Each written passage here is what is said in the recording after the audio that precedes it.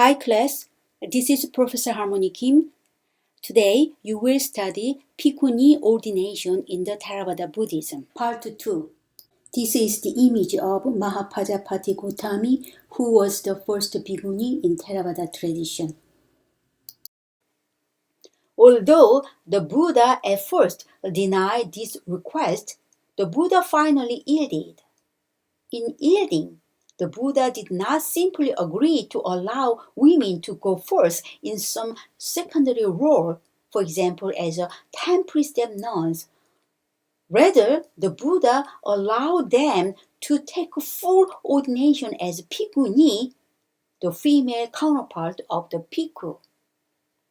Further, the Buddha constituted renunciant women into a distinct order, a society governed by its own rules and regulations. Though the Buddha subordinated this order to the Bhikkhu Sangha with respect to certain functions, the Buddha still made it largely autonomous.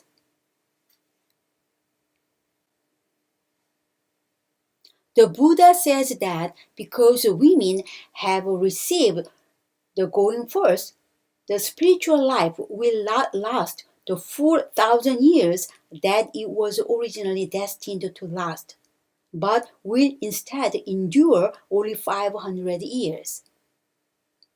This prediction is one of the major stumbling blocks that conservative Theravadins raise against attempts to revive the Bhikkhuni Sangha. We should still note a significant fact about the version that has come down in the Pali Canon, namely that the Buddha is shown making this prediction only after he has agreed to allow women to go forth. If the Buddha truly wanted to prevent women from going forth, he would have made this prediction while Ananda was still launching his appeal on behalf of the Shakyan women. Shakyan women means 500 women headed by Mahapajapati Gotami. In such a case, Ananda would probably have desisted from his effort, and the Bhikkhuni Sangha would never have gotten off the ground.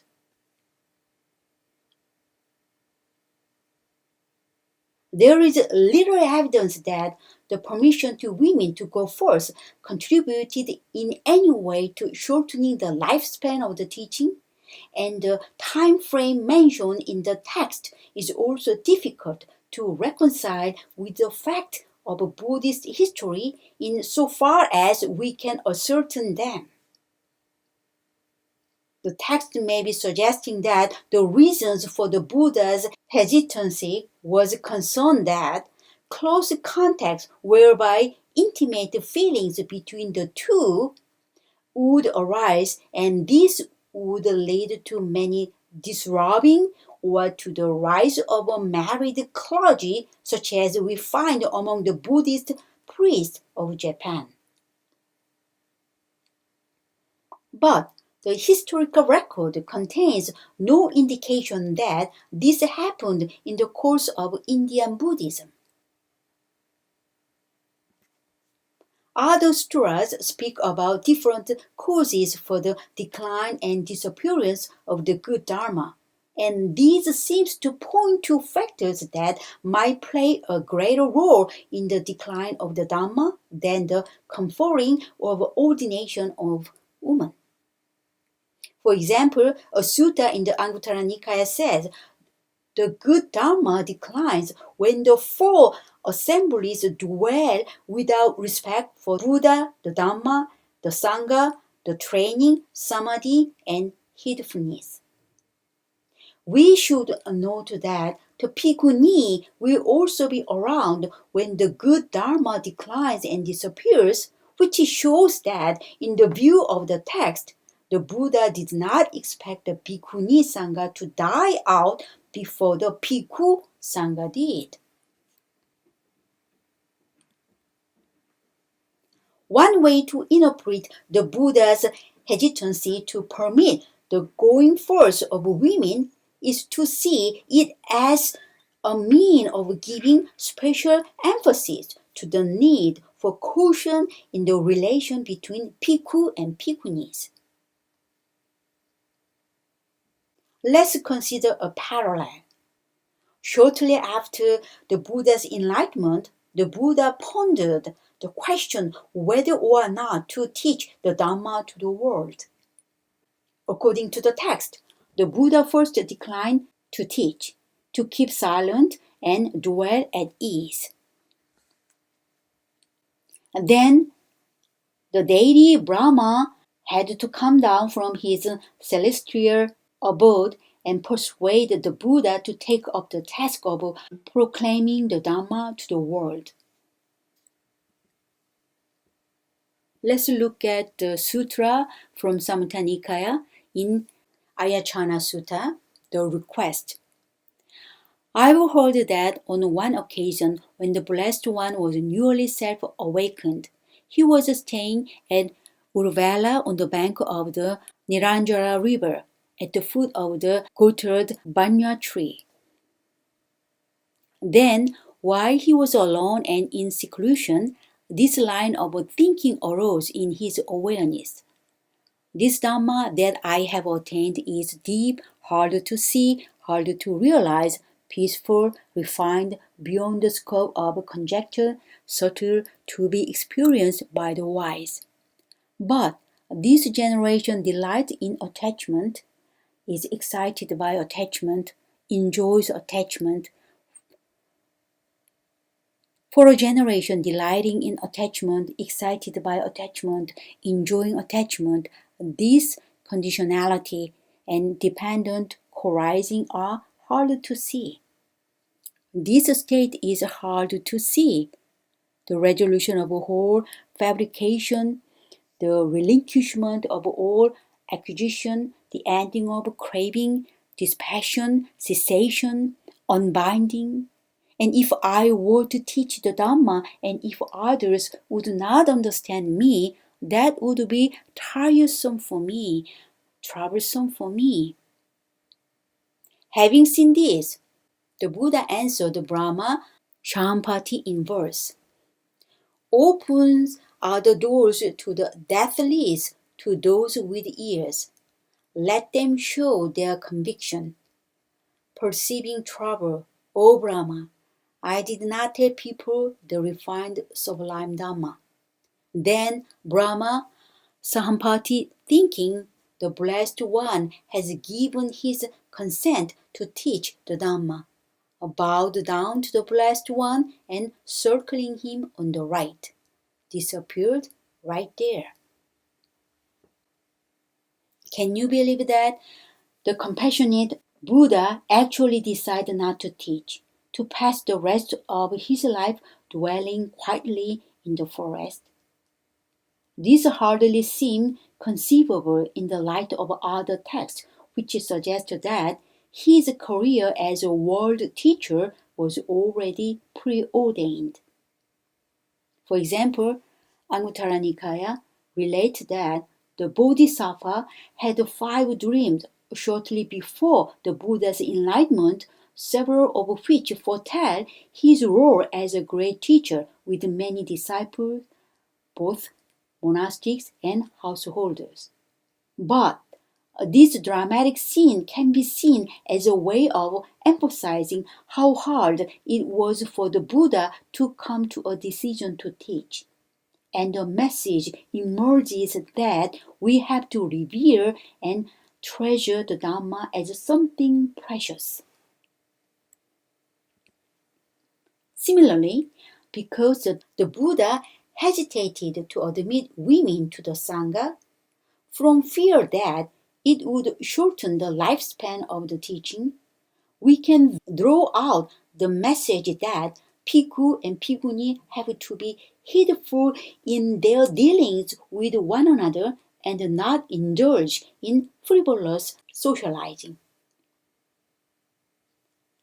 The Buddha might also have hesitated because he foresaw that The creation of a Bhikkhuni Sangha would have placed on the bhikkhu the burden of educating and protecting the nuns, responsibilities that could have obstructed their own progress. Positive statement of support for the existence of Bhikkhuni can be gathered from the Sutta Pitaka. I will briefly mention 3 examples. The first is the well-known statement in the Mahaparinibbana Sutta, which the Buddha is said to have made to Mara. Mara is a kind of beings who prevent Buddha from fully enlightened. When shortly after Buddha's enlightenment, the Mara, the tempter, which is Mara, urged the Buddha to pass straightway into final nirvana without teaching others. The Buddha says to Mara, the tempter, "Evil one, I will not pass into final nirvana until I have Bhikkhuni disciples who are competent, well-trained, confident, learned, upholders of the Dhamma, practicing in accordance with the Dhamma, practice property, conducting themselves in accordance with the Dhamma, who have learned their own teacher's doctrine and can explain it, teach it, describe it, establish it, disclose it, analyze it, elucidate it, and having thoroughly refuted rival doctrines in accordance with reason, can teach the compelling Dhamma." According to this text, the Buddha considered well-trained Bhikkhuni disciple one of the pillars of his teaching. Second example is another passage. This is less well known, and this passage comes from the Mahavajjhagota Sutta. In this discourse, the wanderer Vajjhagota has been asking the Buddha whether he alone has achieved realization of the Dhamma or whether he has disciples who have also achieved realization. The wanderer inquires in turn about each class of disciple: bhikkhu, bhikkhuni, celibate male householder, and non-celibate female householder. With each inquiry, the Buddha confirms that he has not merely 500, but many more disciples than that, who have attained the highest realization appropriate to their particular status. When the questioning is finished, Vajjhagota explained in a word with which the Buddha himself would surely have agreed, if the Venerable Gautama had attained success in this Dhamma, and if there were bhikkhu who had attained success, but there were no bhikkhuni who had attained success in this Dhamma, then this spiritual life would be incomplete with respect to this factor. But because beside the Venerable Gautama and the bhikkhu, there are also bhikkhuni who have attained success, this spiritual life is complete with respect to this factor. For bhikkhuni, the highest success is arahantship, the same as for the bhikkhu. The last example is the Sangha is known as the field of merit for the world, and while this epithet applies preeminently to the Aryan Sangha, it also extends to the monastic Sangha as the visible representation of the Aryan Sangha in the world. Therefore, in Dakhinavibhanga Sutta, the Buddha discusses 7 types of gift that can be made to the Sangha, and most of these include bhikkhuni among the recipient. These are a gift to the dual Sangha headed by the Buddha, a gift to the dual Sangha after Buddha has passed away, a gift specially for the bhikkhuni Sangha, a gift for selection of a bhikkhu and bhikkhuni taken to represent the Sangha, and a gift for a selection of bhikkhuni taken to represent the Sangha. I introduced 5 out of 7 types of gift, and the rest 2 types of gift excluded because they are specially for the Bhikkhu Sangha. Besides these passages, the Anguttara Nikaya include a series of suttas in which the Buddha is shown appointing various bhikkhuni to the position of most eminent in different domains of spiritual life. For example, the bhikkhuni Khema was most eminent in wisdom, Uparabana in psychic potency, Bhaddacharana in great spiritual penetration. The compilers of the Pali Canon also collected the verses of the elder nuns into a work called the Therigatha, which offers us deep insight into the yearnings, striving, and attainment of the earliest generation of Buddhist women renunciants. When the Buddha first consented to teach, he declared, "Open to them are the doors to the deathlessness. Let those who have ears release faith." Obviously, the Buddha did not intend this invitation to apply only to men, but to all who would be willing to listen to his message of deliverance from suffering. The Buddha compares the Dhamma to a chariot and says, one who has such a vehicle, whether a man or a woman, has by this vehicle drawn close to Nirvana. The poet monk Vajjisa confirms that the Buddha's enlightenment was intended to benefit bhikkhuni as well as bhikkhu. In Samyutta Nikaya, the sutra says, "Indeed, for the good of many the sage attained enlightenment, for the bhikkhu and bhikkhuni who have reached it and seen the fixed course." In the suttas, we see that the Buddha often includes bhikkhuni as the recipient of his teaching. When the Buddha compares himself to a farmer cultivating different fields, the Buddha likens the bhikkhu and bhikkhuni jointly to the most excellent field for his teaching. In the simile of the ancient city, he says that after he had followed the Noble Eightfold Path and penetrated the links of dependent origination, I explained them to the bhikkhu, the bhikkhuni, the male lay followers, and the female lay followers, so that this spiritual life has become successful and prosperous, extended, popular, widespread, well proclaimed among gods and humans. When Sariputta devises a teaching that elucidates the path that all Buddhas take to arrive at full enlightenment, the Buddha urges him to expound this teaching to the bhikkhu and bhikkhuni as well as to the male and female lay devotees. Though many people will not be mature enough to tread this path to its end, in principle, no one should be hindered from doing so merely by reason of their gender. Yet, this is precisely what is done when women are prevented from taking full ordination.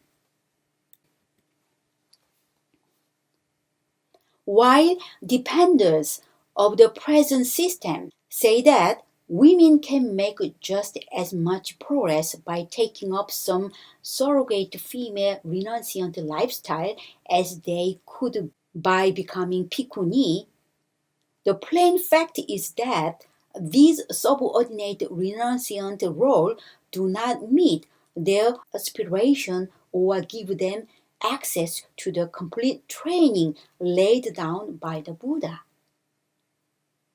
Nor did the Buddha ever design for women renunciate such subordinate roles. The position that the Buddha intended for those who live the homeless life was that of a fully ordained bhikkhuni, and if one is to be faithful to the Buddha, we should give renunciant women the role the Buddha intended for them. Further, in Asian Buddhist society, nuns who have settled for such surrogate position usually do not command the reverence from the Buddhist lay communities that bhikkhuni could inspire. Thus, they seldom take on a leadership role or give guidance in religious activities and social services, but linger on the margins, often appearing timid and self-conscious.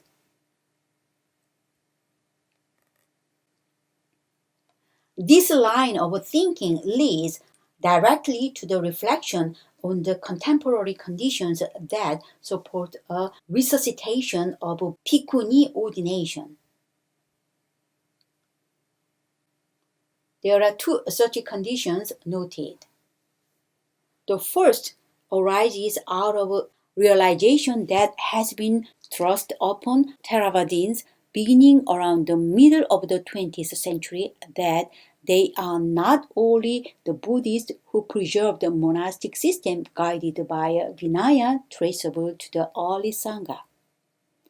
As communication have improved between different parts of the Buddhist world, more knowledgeable Theravadin Buddhists has come to learn that the monks and nuns of East Asia, such as Taiwan, China, Korea, Vietnam, though not Japan, while following Mahayana teachings and practice, are still governed via Vinaya with a body of rules largely identical with those laid down in the Pali Vinaya Pitaka. This Vinaya, which derives from the Dhammagutta school, is strikingly similar in many details with the Pali Vinaya. The Tibetan Buddhist monastic system is also guided by a Vinaya derived from another early school, the Mulla Sarvasvadan. When the Buddhist traditions of East Asia and Tibet have orders of officially sanctioned bhikkhuni, the absence of a recognized bhikkhuni sangha in South Asian Theravada Buddhism will be conspicuous, a glaring gap. Educated people around the world will find it difficult to empathize with the refusal of the Theravada monastic order to grant full ordination to women and will compare Theravada unfavorably with the other forms of Buddhism.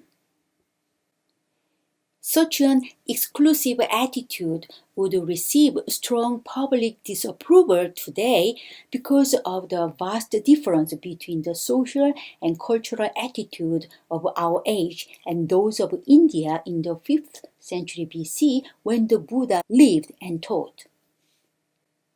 Our own age has been shaped by the ideals of the European Enlightenment, a movement that affirmed the inherent dignity of the human person, led to the rise of democracy, ushered in such concepts as universal human rights and universal suffrage, and brought demand for political equality and equal justice for all under the law.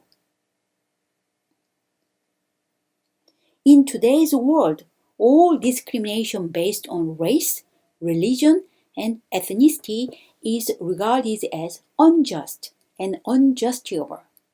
The remnant of primal prejudices that we are obliged to cast off in the realization that all human beings, by virtue of their humanity, are entitled to the same right that we assume for ourselves, including the right to fulfill their highest religious aspiration. The great project of the contemporary world, we might say, has been the dissolution of privilege. Without a sound reason, no one is entitled to special privilege denied to others.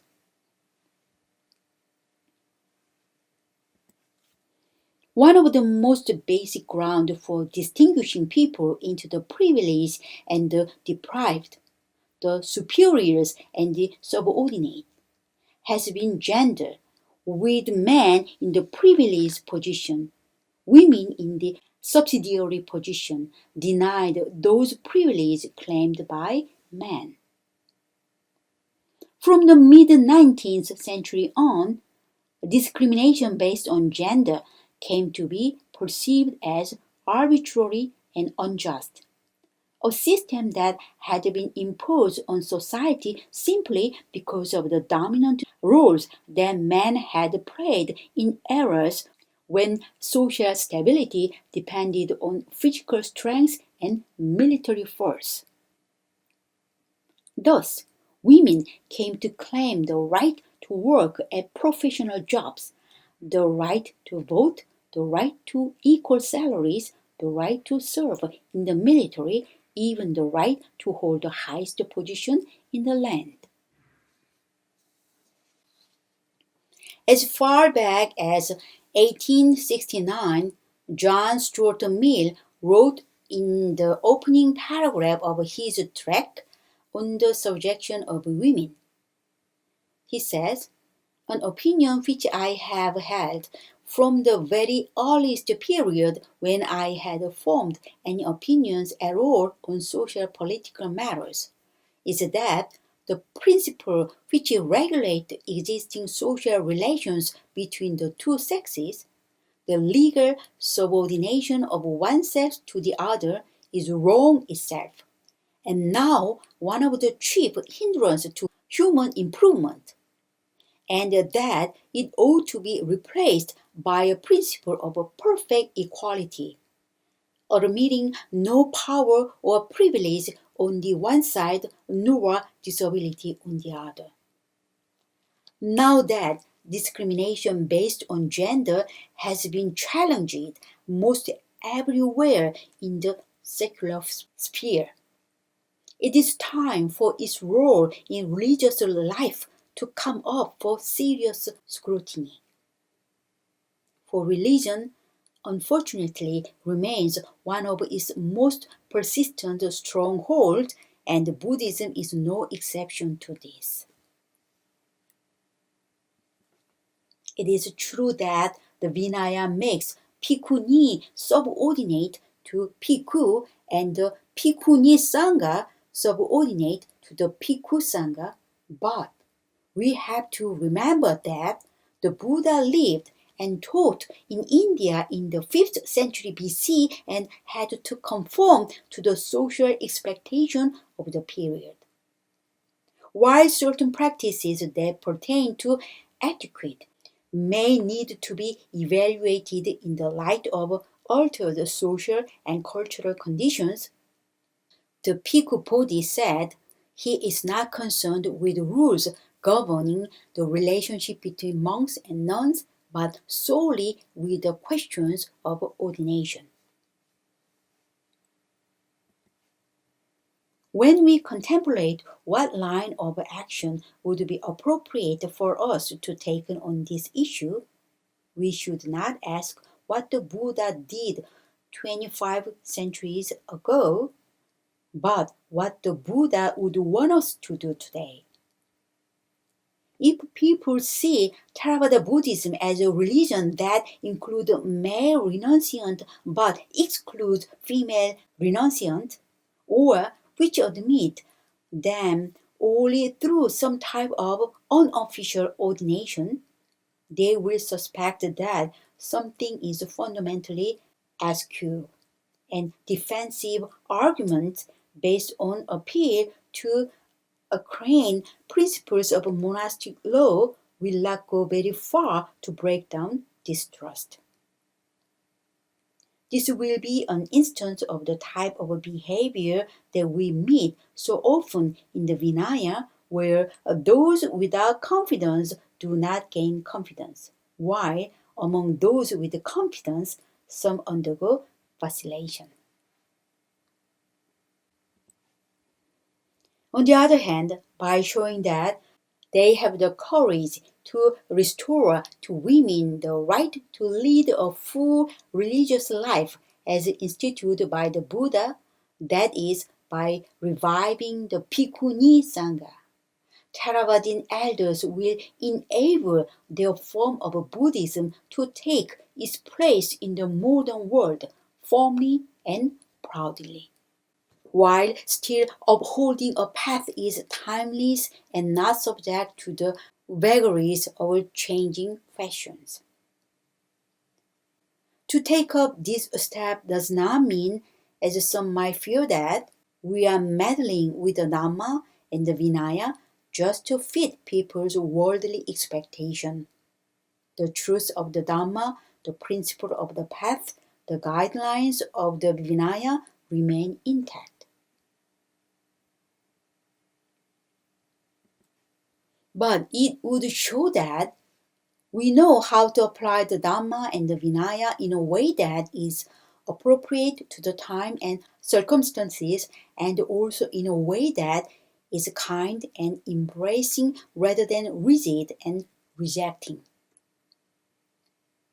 For those who favor revival of Bhikkhuni Sangha, the fundamental starting point is the Buddha's decision to create the Bhikkhuni Sangha. Although the Buddha may have hesitated to take this step and did so only after the intercession of Ananda, the Buddha eventually did establish an order of Bhikkhuni and gave this order his wholehearted support. The revival of Theravada Bhikkhuni Sangha can be seen as an intrinsic good that conforms to the innermost spirit of the Dhamma, helping to bring to fulfillment the Buddha's own mission of opening the doors to the deathless to all humankind, to women as well as men. The existence of a Bhikkhuni Sangha can function as an instrumental good. It will allow women to make a meaningful and substantial contribution to Buddhism in many of these ways that monks do. A Bhikkhuni Sangha will also win for Buddhism the respect of high-minded people in the world who regard the absence of gender discrimination as the mark of a truly worthy religion in harmony with the noble trend of present-day civilization.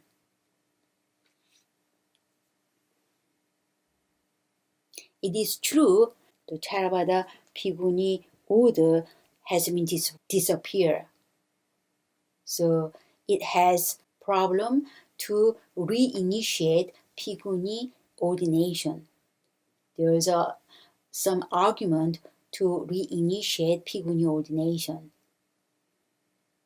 However, when we think about gender issue and then the Buddha's intention to establish Bhikkhuni Sangha, then it might not be impossible to reinitiate Bhikkhuni ordination in Theravada tradition.